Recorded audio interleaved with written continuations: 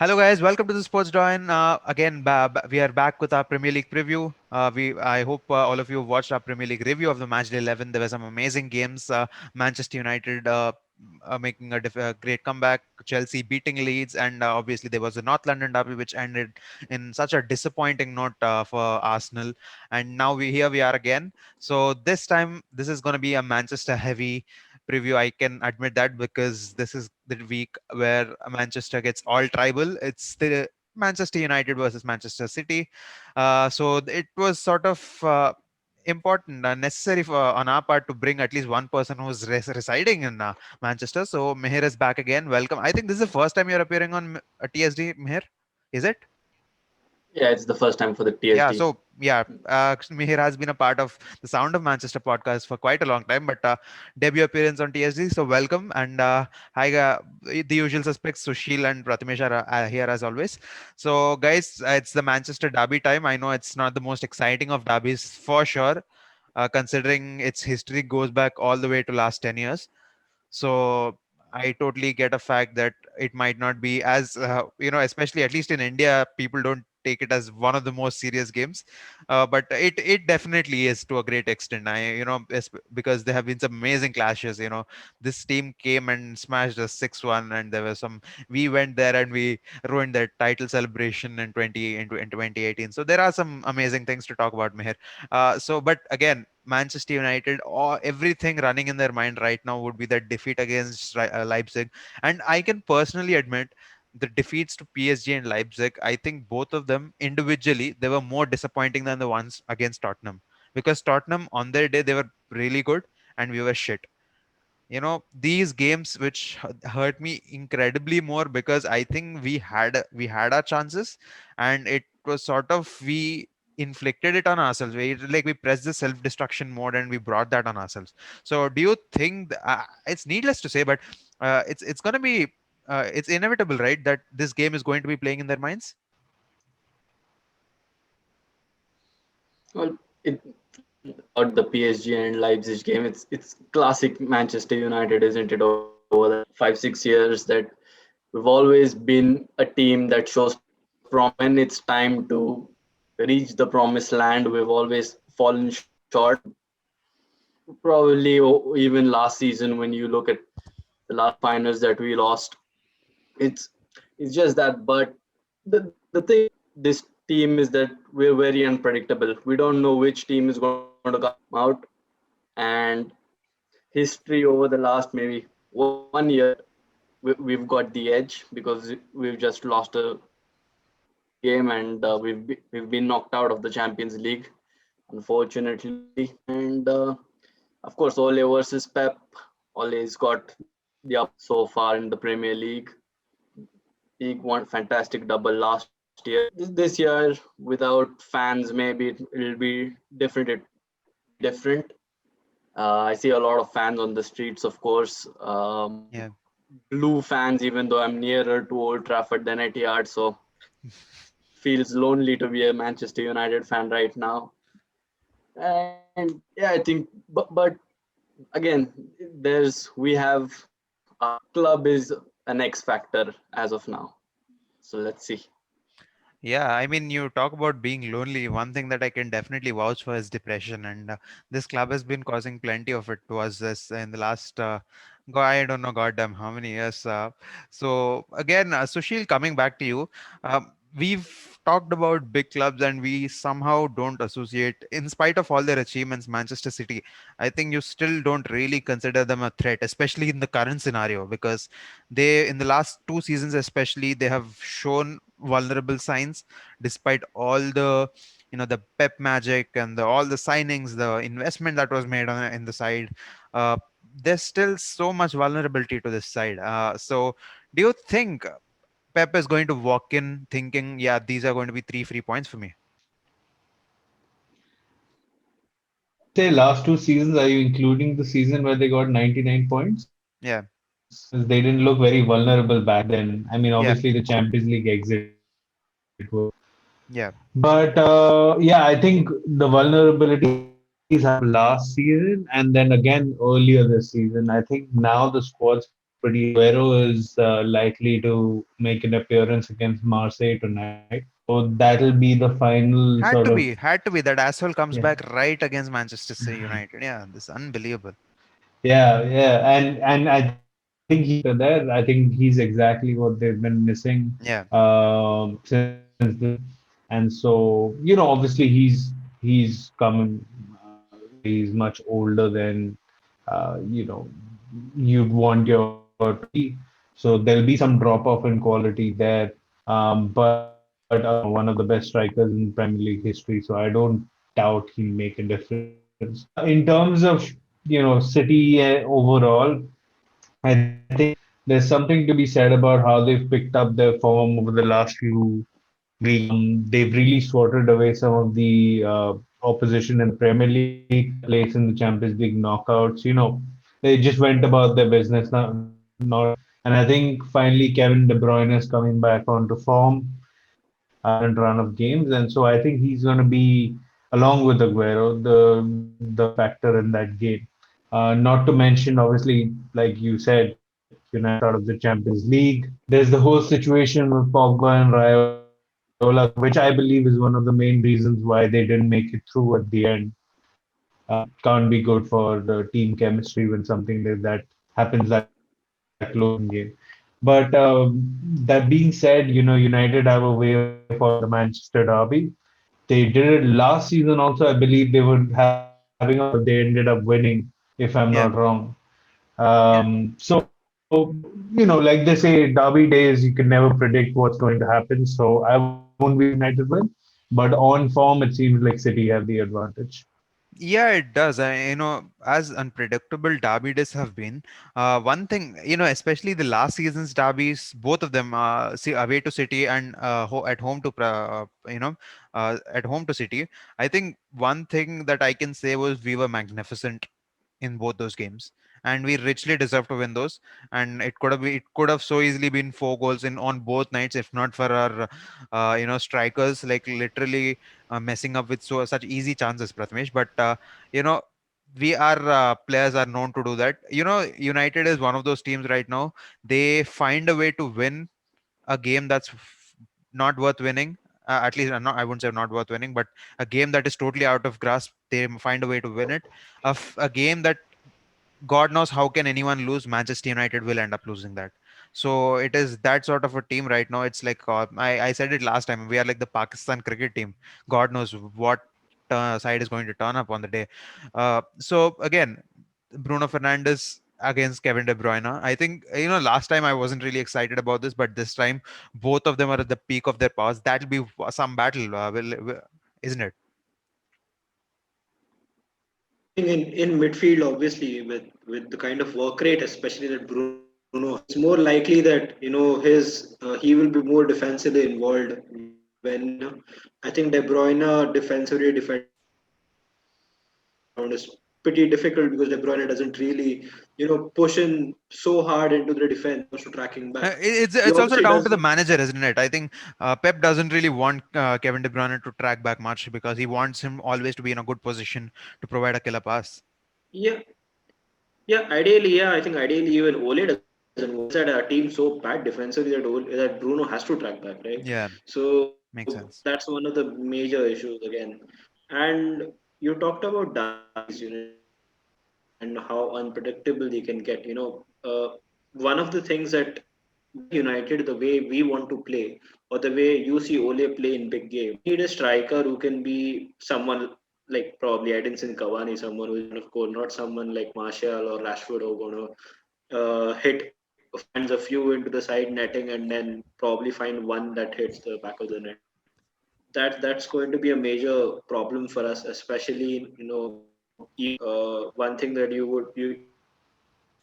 you should remember is in such a situation where I think Jesus has played decently well, and Aguero obviously coming back, he's kind of our nemesis. So and his presence in front of goal is known to everyone who watches Premier League.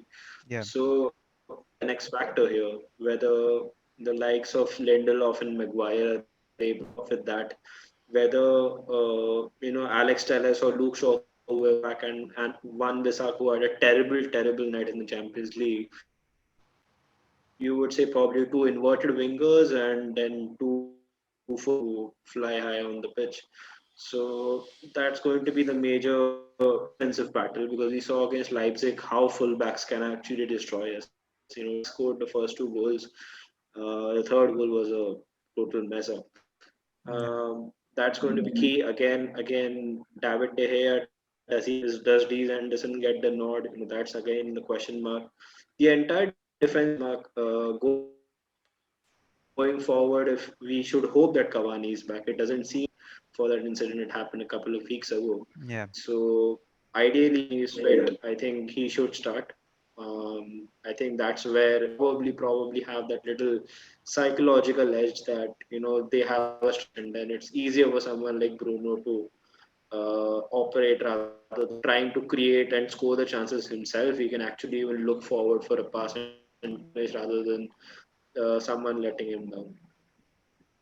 Yeah, I think that totally makes sense. But one thing that we can say is Manchester United, Manchester City, despite irrelevant of where they are, what sort of form they are in, they've always produced spicy encounters, and irrelevant of how much limelight they've hogged. I think that is one thing that people can take away, that this game is going to be a little more interesting than what uh, some might think. I think it'll be a very end-to-end battle unless United really screw up in the initial few minutes, which we are very much capable of. I think this is going to be a very big one. This is going to be a crucial one and a very interesting one. So, moving past that, I think there's the other big clash for me. I think which is going to be incredibly interesting will be Everton against Chelsea. Sushil. Uh, I know Yeah. Everton's honeymoon period is done, but the manager that they have is not someone who's going to see off a honeymoon and is going to sit back. He is a proven Right. champion and arguably one of the greats to have managed any team in football. He's right up there among the Right. very best. So again, Frank Lampard is coming. He's coming into this game after he's on a winless. I mean, I'm sorry. He's on a winning streak right now. He's on quite a good streak. I cannot really recollect the number, but oh my goodness, the way Yep. they actually, Vijay mentioned in the review for us that uh, Chelsea outran Leeds in their game. So Lampard, By one thing Right. we 11 can say, kilometers. yeah, by 11 kilometer. That's it means almost each player was running a kilometer more than the other and their counterparts, which is quite fabulous. And this also gives us a picture that Frank Lampard is sort of a horses for courses manager, because we've seen him sit back against some teams. Uh, we've seen him sit back Right. against Brighton, for God's sake, in the first game of the season. Of what I remember, they were literally sitting back and they were playing on the counters. They got the goals, but again, he's sort of a horses for courses manager. And do you think Lampard has the edge in this game? So first about your point about Lampard choosing which games he wants to attack in, or just being cautious in certain games. You saw Tottenham, right, where Yeah, he had a very clear idea of how to play Tottenham and Jose Mourinho play, and he didn't fall for that trap. And then last week you saw Arsenal fall exactly into that trap. yeah, So Lampard is maybe people don't give him enough credit, but tactically he's very astute. You can say the edge is there, but he is heading in the right direction, and he has a good mind, right, for these things. And I think that really navigate through these situations when it comes to tougher teams. yeah. In terms of Everton game, I think, look, you already mentioned they've had an excellent run of form since, I believe, they lost to Liverpool. I don't think they lost any games since then, if I'm not wrong. Um, uh, And I'm just, the Liverpool game ended in a draw. I Yeah, and no,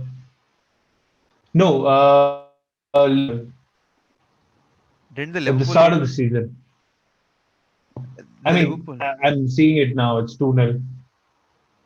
Yeah. So Liverpool won 2-0, and since then the Yeah. only game they lost was to Tottenham League Cup, which Okay. was on penalties. So Yeah. that's. But the point I'm trying to make there is that was 10 games ago, more than 10 games ago. Yeah. So he's actually made them very hard to beat. And I think a big factor there are the two players, the Bandy and Thiago Silva.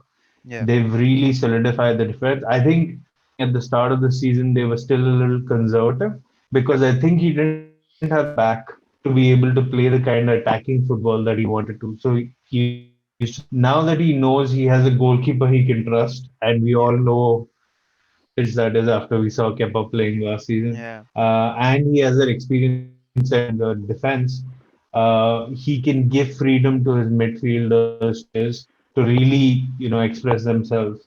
And I think that's the reason why they're winning. In terms of this particular game, I think the one thing that will work to their benefit is the fact that Timo Werner and I think Tammy or Giroud start in the center. Basically, that forward line, they're really starting to gel with each other. And I think Everton's defense, and that's been their problem since they had that excellent run of form, isn't really holding up as well. They're conceding goals, and I don't know what Ancelotti can do about that. Tactically, obviously, he can, but even then, I don't think he has the personnel to be able to stop Chelsea shipping in a few goals. So overall, I think it should be comfortable for Chelsea. I don't think they'll face a big game. The only threat, obviously, is Dominic Calvert-Lewin with a goal or two. But keep in mind that in the Premier League, at least, Chelsea, until last week, I believe, had a run of clean sheets as well. So we'll see. I think it'll be comfortable for Chelsea. Whether or not Everton manages to score, we'll have to see. Yeah, Prathamesh, I think he gives us a good segue into the Everton lineup. One thing that I noticed in the last game was they shifted to a back three, with Fabian Delph playing as a Yeah, left wing back, and I think it was Iwobi playing on the right side. yeah, So it they was had Iwobi. Yeah, Godfrey, they had Mina, and I think they had Michael Keane, is it? Yeah, Michael Keane. I'm sorry, I always get confused there. So Michael Keane, they had a three centre back formation, which for in bits and pieces it really looked like very settled and sorted. But again, that one of the more things that they say about back three, it's not the most trustable formations, although it gives you a lot of men behind you. So once you concede that goal, it almost gets so difficult for you to get the advantage goal again, and that's what we saw in the last game against Burnley for Everton. So again, do you think he's gonna maintain that, or is he gonna go to a back four? it seems difficult for them with a back three right now. The players like Godfrey, Keane, and Mina. a proper center backs who can actually work on. The problem for them are their wing backs. Alex Iwobi is not a wing back. Alex Iwobi is not probably even a proper midfield. He's more a forward going. And then you have Fabian Delph who plays midfield, who played left back under Pep. But again, under Pep's system, your fullback is essentially playing in midfield. That's a different story altogether. So defensively, these two teams seem strong enough. And then again, if eventually you have to defend, probably as you said, he might have to put five men in defense. So that wouldn't work out well for them. They would rather just go back four, probably play 4-4-2, which Ancelotti did initially, because then that gives them two out balls with players like Richarlison or even Dominic Calvert-Lewin. Calvert-Lewin is someone who can hold up the ball pretty well, is good aim. And then if he finds some player to make runs off him, then that is where, actually someone like Thiago Silva is not fast enough. It takes place of his. So that would be something that would be interesting if Ancelotti goes for it. Defensively, they're going to find a very hard game because think I know that Leeds are not a very defensive-minded team. They did pretty well in such a neck-to-neck encounter with them. So good, game to come off actually, as you said, 11 kill their opponents. So that's a huge step going forward. They as well. So defensively, they are pretty in a pretty decent shape. And again, their midfield probably trumps what Everton has. So it looks pretty obvious Chelsea win right now. Yeah. I think that pretty much sums up the current reaction. So Chelsea and Everton, this looks like a spicy clash on the paper, but Everton, Mihir, especially the all the you know the talk that was surrounding James Rodriguez. Right now, his stats read 3 goals and 3 assists, which essentially means 6 goal contributions this season, and that is in 10 games. So one thing that we have to remember is most of these 6 goal contributions came way early in the season. And if you take a look at his stats in the last 5 games, it has sort of dipped. So again, I think that really gives us a very good reason as to why Everton have not been failing, is because they've been incredibly over dependent on this guy. And Gylfi Sigurdsson, I think there's another very it's a decent creative asset in the team, but for some reason he's not been able to get into his groove. Forget the groove, he's not able to get into the 11 in the first place. So these where do you think this team went wrong in the last few weeks? Because it really looked like a solid team, and it's not just because people were going with the flow and just were getting carried away. I think they really played good football. So where do you think they went wrong? But one issue does have is that their midfield is quite slow, Yeah. and I think into the last game that is one of the reasons why they went with three at the back. The reason behind that would be to give their full more attacking options, or more attacking freedom. That's what three at the back. Yeah. So as that speed something that Everton will rely on, and talking about Chelsea outran Leeds, so that's going to be a main for Carlo Ancelotti to sort out. So it'll be interesting to see whether he does go to with the back three, or he resumes with the back four at Everton. Yes, and then when you look at James Rodriguez, I think it's very difficult to adapt to the Premier League. We saw it with Ozil, we saw it with Di Maria as well. When they first came in, when they initially they set the league alight, and everyone was like, "Oh, Ozil, Arsenal are winning the league." Di Maria also as well had a good start at United. Yeah. Later on, towards the first season of both Ozil and Di Maria, they both of them pretty much They got a reality check. died down. That even their hype died down, and I think Yeah. the same has happened with James not really having played at a top level some time now. Of course, he was played for Real and he played for Bayern, but he didn't get a lot of game time, did he, over there? Yeah. So yeah, yeah, I think that's one. Yeah, I think that that really is a good point. I think the game time that which he didn't receive in for God knows how many reasons. I think it really goes to 3, 4, 5 years almost that we're talking about. So maybe that could be one of the reasons. But again, that's another very good clash to look out to.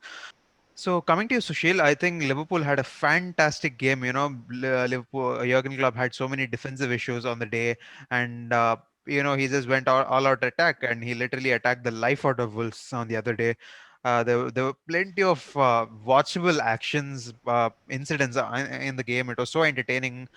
Pretty much, no, I wouldn't say end to end, but in the first half, it definitely was. There were some great chances at both ends, but Liverpool being Liverpool, they got the better. It was so typically a Jurgen Klopp side, at least if not in terms of gameplay, but definitely in terms of a team confidence, in terms of team spirit, that really personified what Jurgen Klopp was. And now they're traveling away to Fulham. So Fulham again, not a team that's really going to be concerning. Klopp, is it? Because they're exactly on the periphery of the relegation zone, just about 17th.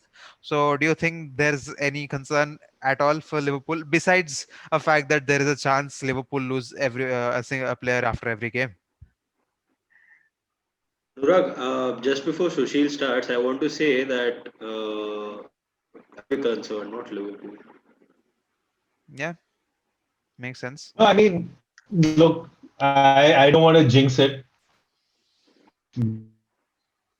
I said the same thing before the game against Brighton, and didn't turn out very well for me. Yeah, Obviously, the Premier League is not an easy, and I think every now and then you have results that surprise you. But I think Liverpool should be fairly confident. fairly comfortable in this game. Fulham, unlike Brighton, I don't think have the tools to trouble the kind of players to the defensive end of Liverpool's, which as many Yeah. times as say Brighton. Brighton have a lot of skillful players. They have a lot of their fullbacks are really good. I don't think Fulham has the same tools, and so Yeah. I'm not as concerned about Fulham again. I'm probably jinxing it, but let's hope that doesn't happen. On the injury front, yeah, till a couple of weeks ago, it was seeming like we were just sacrificing a player every week, and so that has stopped now. The gods are happy, and the next 2 weeks there are going to be a lot of people returning from injury. So starting with Oxley Chamberlain this weekend, going to be back either I think not this weekend but next weekend, and you'll see even Allison back I think before Christmas break. Oh, sorry, the Christmas run of games. So on the injury front, things are easing up and right on time because the Boxing Day period is probably the busiest of the season. Yeah. So in that sense, I think I'm ready for this really hard stretch of games in November. And I think if we can do the same in December, that'll probably bode well for the rest of the season. And just before we probably move on, I just want to also praise Kelleher, the stand-in keeper who's come Yeah. in. I haven't had a chance to talk about him Yeah. in any of the previous podcasts, so I decided to maybe drop him in here. I think everyone's aware, he has his deficiencies in terms of just general game of play. So I think Kelleher is a breath of fresh air. And in fact, there was a news report personally, wished Kelleher good luck and also praised him after the game. So it's good to see that camaraderie in the squad, and it's going to help a younger keeper develop.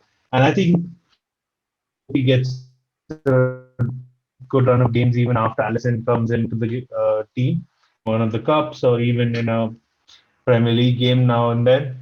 I definitely prefer him over Arian. So overall, I think the game should be comfortable.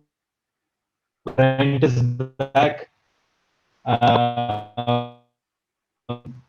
The defense should be more or less. Midfield slowly filling up again as well. Really looking forward to a fit squad in that sense. Yeah, I think that really sums up the entire game quite well for us. But there another. Let's get in from a settled team to a troubled team here. We're one of the most troubled big teams. I think one, at least here we can take solace from the fact that Arsenal are worse in a worse position than we are, and 15th on the table for a club as big as Arsenal. That is absolutely unacceptable, especially after 11 games. And the run of form has been horrible, isn't it? It's not like they have played some promising football and they have been unlucky. They're not unlucky. They were just bad, and let it be against. I think it started from the game against Villa, which was right after their 1-0 win at Old Trafford. They lost 3-0 where on a day where they could have really shipped in six. Again, I think it's sort of started a losing or a dropping point streak which has continued for almost a month, quite literally. And that's testament to fact that why they are pretty much in the wrong side of the bottom half. That's a sad thing. But they face Burnley now, another team that's defensively very very stringent. Both teams don't like to have the ball. So again, it's like both teams want to play on the counter. That's going to be incredibly funny. What's going to in terms of just to see what happens there. So what do you think can happen in this game? Do you think Arsenal can turn things around?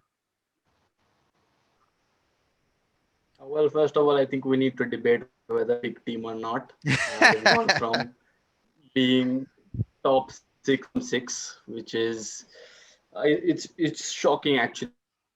When you look at the way they ended last season, and even to an extent, they started this season beating Liverpool in the Community Shield. Of course, they beat United at Old Trafford as well. but I think the the team itself in itself lacks quality. It doesn't of the Arsenal of old. You had so many good players, and even when you didn't have good players, you had the manager that he managed to get them through. Now there are alarm bells ringing. They have been for quite a few years, and I think to be really honest, 15th is it was a long time coming for Arsenal. Maybe not 15th. Of having said that, they're not. They're, I think just 4 or 5 points away from a top six position as well. So I think as far as that, maybe right now, maybe positioning isn't something that we need to look up to, because it's a very the point gaps is quite small. And talking about the Burnley game, I think yeah, it's one of the games where the you can say Arsenal, they're substantially a bigger team than Burnley, so you'll expect them to have more of the ball, um, and I just hope that they don't keep on crossing Tottenham, and we see some good football which is expected. Hopefully, a lot the youngsters start the youngsters pressure in the Europa League, and but yeah, I think they might just scrape a 1-0 win or a 1-0 defeat. Yeah, I think I really appreciate the fact that you've drawn, what do you say, there's a spectrum. It's either 1-0 this side or 1-0 on the other side, and I think that pretty much sums up how Arsenal have been this season, Prathamesh. But let's coming to their North London rivals. They're right now on top of the table.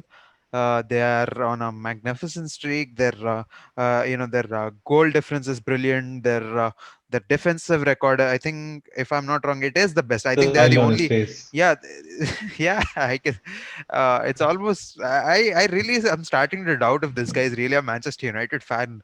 Uh, the Yeah, amount of love he has for Tottenham right now is just unbearable. My goodness, No, whatever that is. Okay, let let me complete my question. Let me yeah, complete my question. I think, yeah, again, I don't know what yeah. is it about Tottenham that you find attractive, but one thing I must acknowledge is, Southern Club.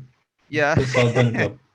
Yeah, but again, I think one thing I really do appreciate is the fact that they are getting those wins and they're doing it in typical Mourinho style, something which Manchester United couldn't do under Jose Mourinho, but they are doing it quite rightly, just the way Mourinho used to do at Inter, at Chelsea, or at Real. I think it pretty much looks like it. And although the last time we had a Tottenham fan, he did mention that these run of fixtures, it's going to be incredibly crucial, and they sort of saw through all those big six fixtures quite brilliantly. I think they got two draws. They've absolutely torn Manchester United to shreds and pieces. They could have potentially done that to Arsenal had they been a man down. I think they would have really suffered a similar fate. I reckon, but they are right now in a zone where they really feel they could be champions, isn't it? Yeah, and I mean, you yourself defined why I have that allegiance towards not Tottenham Hotspur. I would say Jose Mourinho. Yeah, Go to Arsenal next for all I care. It's all about Jose, not about Tottenham. But I think the one thing which you mentioned, right, Jose wasn't able to do at United is now able to do at Tottenham. This process, one thing that I have seen within this Tottenham side is every incredibly hardworking. yeah, You look at the likes of Bergwijn, look at the likes of Sissoko. Special mention to both of them because I think Bergwijn was almost playing right back for 60 to 70% of the game. Sissoko almost plays a right centre back, and from there, when they break out, pace which with those two players also contribute and make those shadow runs, likes of Reguilon or for the likes of Son. That is one of the things that within Tottenham looks really good to see. Again, as I said before, with the likes of Son and Kane, they have those X factor players can score And also goals, there's a you know, Bergwijn at who's will. ready to let Son and Kane shine. Exactly. So I think that kind of a mentality from a very young player is pretty good to see, and I think that shows how much an imprint Jose Mourinho has left on the squad. That players are ready to sacrifice, their own good doings for him. Team win. The end focus is the team winning. That's what's happening. Someone of the caliber of Gareth Bale doesn't make it into the team works hard. Yeah, exactly. That's So that's exactly the kind of mentality at Chelsea, at Inter, at Real, and now he's having it here. It's that siege mentality. Vijay also talked about a few weeks back where this is a situation without fans and no, you would say no external pressure as such stops him from playing his brand of football. Is actually helping him. And for everything that said and done, the Tottenham fans eventually loved seeing their team defend for the entirety of the second half, but get all the 3 points. So that's something that Jose Mourinho is developing. But again, Palace who scored 5 last time out, so that's gonna be something that you cannot expect really. A Roy Hodgson team sometimes go up and they score 4 5 goals. Sometimes they find it 2 3 run phase. So 2 3 game phase. So that's something that again is but with Jose Mourinho, I don't see them conceding 5 goals at all. So and the strength that they have, and offensively, whatever they can throw goals. Let's not forget Giovanni Lo Celso, and how well he has been doing as well this season. Again, Dombele unfortunately didn't make it to the last squad, but he might be fit in time. So everything that is within that Spurs 11 and 13 14 players were actually contributing to that team.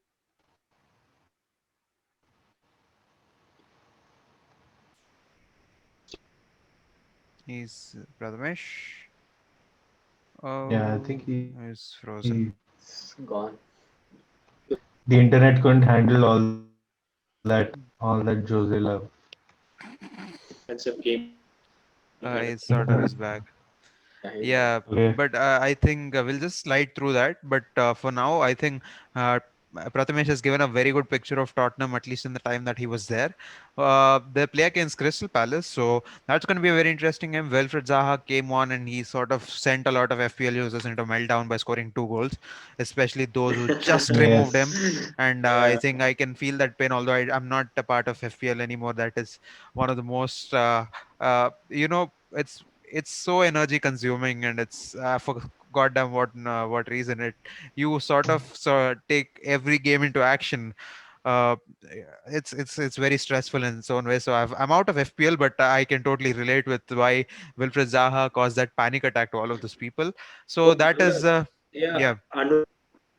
Imagine the people who would have kept Christian Benteke in their team. Like insanely lucky they must have been in life to see Christian Benteke score goals in a football match in the Premier League. Like One of the things that I find surprising is for games like this, there is always that one idiot around the world who's going to keep Christian Benteke as a triple captain and is going to get those points. This is where I really, who would But do that? he didn't get that many points. He got like 13 points. So Yeah. that's Oh, normal. okay. That's not bad. De Bruyne got more than him this week. Yeah, that's incredible. So, uh, that's a Yeah. decent way to finish. I think all laughs here, but we never know, especially considering the fact that there are three Manchester United fans in this particular panel. We know there could be a good reason for us to not smile about the next time we all meet. But until then, thank you so much, guys, for joining. It was a pleasure talking to all of you as always, and to all our viewers, thank you so much. We've been getting pretty decent views of late on cricket videos. We hope we can get the same for football as well, because not many have been covering Premier League as extensively as we have, just to brag a bit about ourselves. But thank you so much for all those people who've been watching and supporting us, and keep your support. Keep continuing with this support, and stay tuned for more updates. Thank you so much.